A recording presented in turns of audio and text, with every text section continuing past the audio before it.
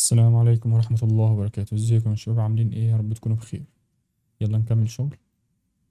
طيب، في الفيديو اللي فات احنا خلصنا كلمة كروكس اللي هنا، وتقريبا كده الموديل جاهز 100%. طيب هنعمل ايه دلوقتي؟ هنخفي الريفرنس كلهم هنا كده. تمام، ده فين؟ ده هنا في باترن، نطلعه هنا كده. تمام. طيب شوف كده الشكل هنعمل فيه ايه.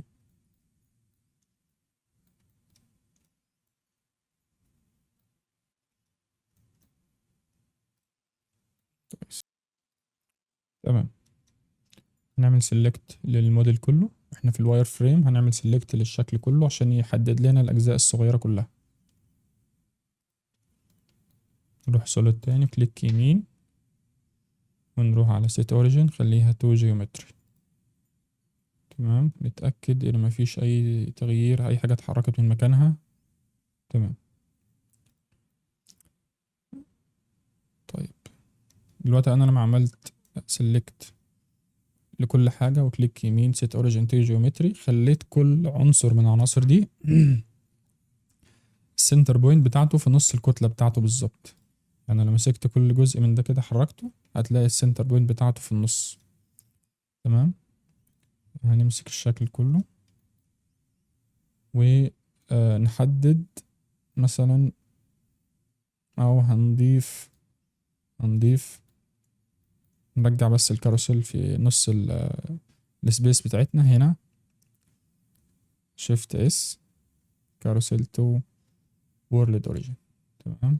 بعدين سيلكت تاني، كليك يمين، او شيفت اي، ننزل امتي، ننزل اللي هو السفير. تمام.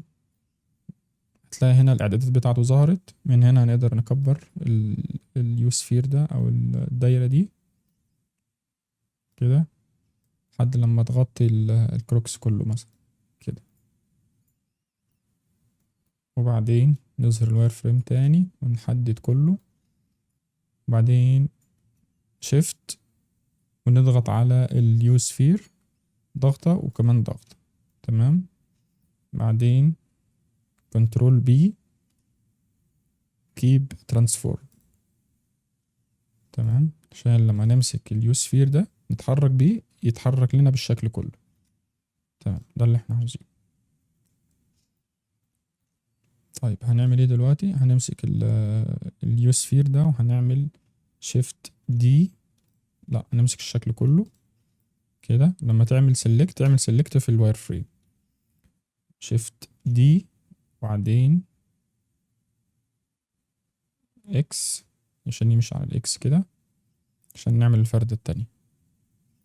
تمام. واحنا عاملين سيلكت هندوس كنترول ام اكس كده، كأنك عملت فليب بالظبط.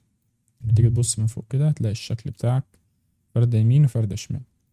بس هنا عندنا مشكلة بسيطة، هنا الكلمة دي اتعكست والنص تحت هتلاقيه اتغير. احنا لما نبص من هنا، هنا كده، احنا عاوزين النص اللي هنا بنفس اتجاه النص اللي هنا. تمام. فهنمسك الشكل ده الأول، ده هنعمل له كنترول ام اكس. تمام. نفس الفكرة في الشكل اللي تحت، نمسك دول، بص كده، عايزين رقم 5 يكون على اليمين زي ما هو هنا كده، ورقم 7 يكون على الشمال، يكون بنفس الاتجاه ده. واحنا ماسكين الشكل ده هنعمل كنترول ام اكس. ممكن نحركه بس شوية، جي شيفت زد كده مثلا في النص هنا. انا كده كده لما بحرك اي جزء من الاجزاء اللي هي الصغيرة دي، سواء كانت الارقام او اي حاجة، هو في الاخر كله مربوط باليوسفير هنا في الام تي. بص هنا هتلاقي السنتر بوينت هنا اهي، وفيها خطوط كده طالعة داش كده ماسكة كل حاجة. فانا لما احرك اي جزء هو كده كده اصلا مربوط بالام تي. تمام. طيب احنا كده ظبطنا الجزء ده. لسه ده نفس الفكرة، هنحركه شوية جوه.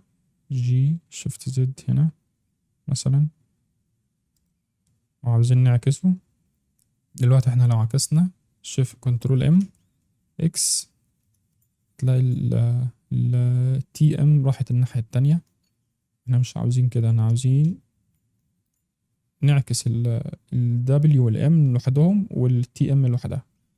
واحنا عاملين سيلكت هنروح edit mode، نظهر الواير فريم، ونمسك بس ال MT، وبعدين ندوس P selection.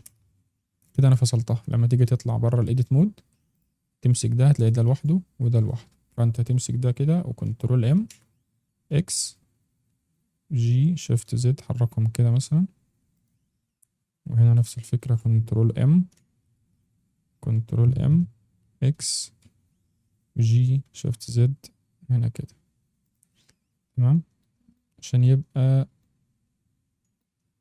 نفس اتجاه الخطوط هنا ونفس اتجاه الشعار. تمام. وكده كده اصلا زي ما قلت لك كله مربوط بالام تي، لما اتحرك هيتحركوا كلهم مع الام تي. تمام. طيب كده احنا عندنا الفردتين جاهزين يمين وشمال، وجاهزين ندخل في مرحلة اللي اوت. نعمل لي اوت للكروكس ده عشان نعمل جلسة تصوير، ونبدأ نظبط التكتشر والإضاءة والظل والتصوير بتاعنا هيكون ازاي يعني. تمام. في الفيديو ده احنا خلصنا، وبنكمل في الفيديو اللي جاي. شكرا، والسلام عليكم ورحمة الله وبركاته.